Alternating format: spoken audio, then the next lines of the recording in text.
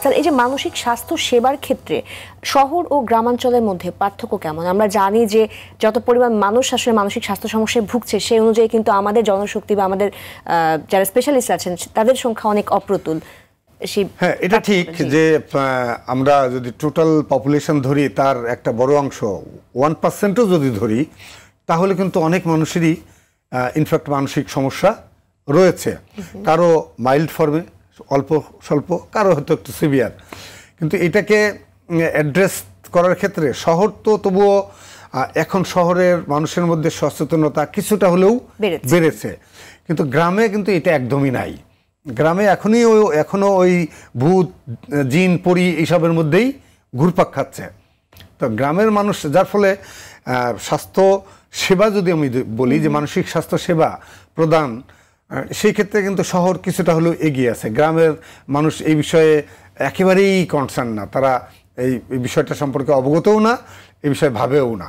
একদমই একদমই তাই। স্যার, দেশে যদি পর্যাপ্ত সংখ্যক পেশাদার সাইকোলজিস্ট, সাইকিয়াট্রিস্ট বা কাউন্সিলর না থাকার প্রভাব আসলে কিভাবে মোকাবেলা করা যেতে পারে, এবং বাংলাদেশ মনোবিজ্ঞান সমিতির ভূমিকা এবং কার্যক্রমে এই বিষয়ে কেমন? একটা বিষয় খেয়াল করুন যে আমাদের দেশে ধরে নিলাম আমরা যে 18 কোটি মানুষ, তো 18 কোটি মানুষের জন্য দেখুন সেখানে মেডিকেল কলেজেস আছে, ইউনিভার্সিটি আছে, মেডিকেল স্কুল রয়েছে, তারপরে নার্সিং স্কুল আছে, ডেন্টাল কলেজ আছে, অনেক কিছুই আছে।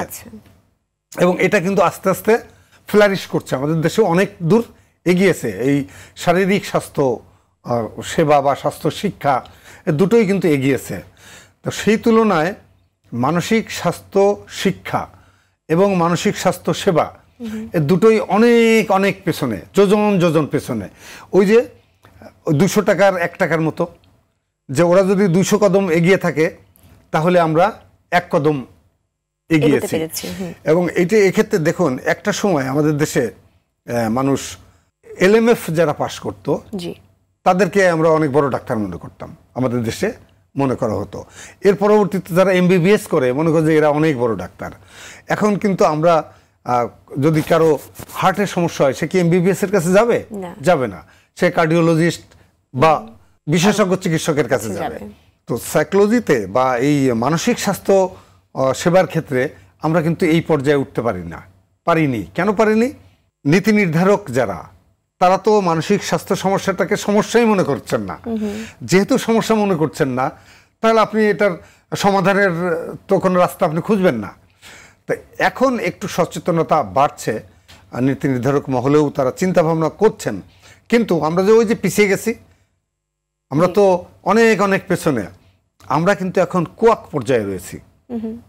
গ্রামীণ সাধারণ ডাক্তারদেরকে আমরা কোয়াক ডাক্তার বলি। কেন? যে they don't have any degree, তাদের কোনো প্রাতিষ্ঠানিক ডিগ্রি নাই, ছোটোখাটো হয়তো কোথাও থেকে শিখেছে কিছু।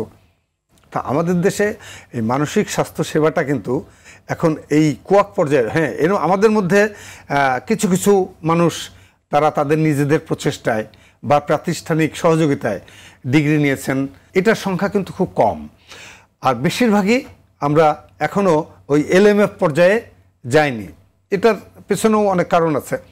আমাদের স্বাস্থ্য, বিশেষ করে মানসিক স্বাস্থ্য শিক্ষা, এটার কোনো প্রাতিষ্ঠানিকভাবে স্বীকৃতি এখনো খুব বেশি নাই। যেমন ধরুন যে কেন আমরা এগুতে পারছি না, আমাদের দেশের সরকারি বিশ্ববিদ্যালয়ে 50-এর বেশি, 52-53টার মতো, বেসরকারি বিশ্ববিদ্যালয়ে 100-র উপরে, 105-6টা।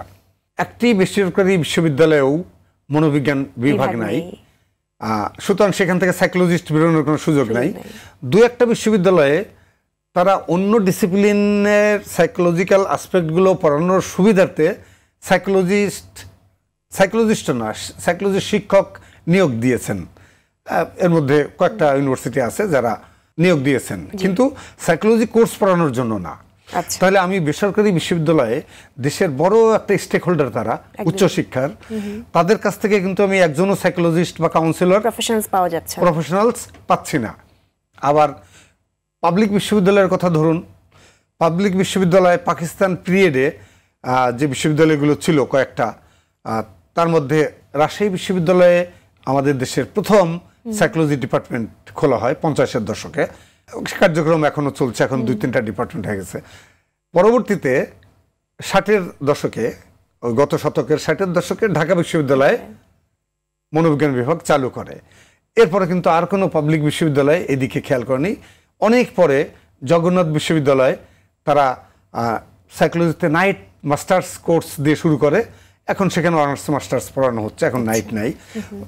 এরপরে চট্টগ্রাম বিশ্ববিদ্যালয়, অর্থাৎ এই যে 4টি বড় বিশ্ববিদ্যালয় মাত্র রয়েছে, এই মাত্র গত কয়েক বছর, 2 বছর আগে পিরোজপুর বিশ্ববিদ্যালয়ে সাইকোলজি ডিপার্টমেন্ট খোলা হয়েছে, আর তারও 5-6 বছর আগে গোপালগঞ্জ বিশ্ববিদ্যালয়ে মনোবিজ্ঞান বিভাগ চালু আছে। ওখানে অনার্স শেষ করে এখন মাস্টার্সে উঠেছে ছেলেমেয়েরা। তাহলে চিন্তা করুন যে পাবলিক বিশ্ববিদ্যালয় এতগুলো, তার মধ্যে মাত্র হাতে গোনা 4-5টা বিশ্ববিদ্যালয়ে মনোবিজ্ঞান বিভাগ রয়েছে খুবই সাম্প্রতিক সময়ে। তাহলে আমরা কিভাবে কাউন্সিলর বা সাইকোলজিস্ট, প্রফেশনাল সাইকোলজিস্ট পাবো কি করে আমরা? একদমই তাই। তাহলে এটা তো নীতি নির্ধারকদের আমি বলবো যে চিন্তার ক্ষেত্রে ঘাটতি বা দুর্বলতা। তারা যে এত মানুষ রয়েছে, তাদের মানসিক স্বাস্থ্য সমস্যা রয়েছে, তো সেটাকে অ্যাড্রেস করার জন্য পর্যাপ্ত সংখ্যক সাইকোলজিস্ট প্রয়োজন, প্রফেশনাল সাইকোলজিস্ট।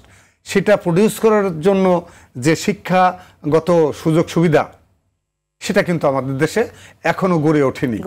তো আমরা বাংলাদেশ মনোবিজ্ঞান সমিতির পক্ষ থেকে বিভিন্ন বিশ্ববিদ্যালয়ে আমরা নক করেছি, সরকারি বেসরকারি, যে আমরা বোঝানোর চেষ্টা করছি যে মানসিক স্বাস্থ্য শারীরিক স্বাস্থ্যের মতোই একটা অতীব গুরুত্বপূর্ণ দিক, এবং এটাকে অ্যাড্রেস করার জন্য সাইকোলজিস্ট সৃষ্টি করা প্রয়োজন আমাদের দেশে।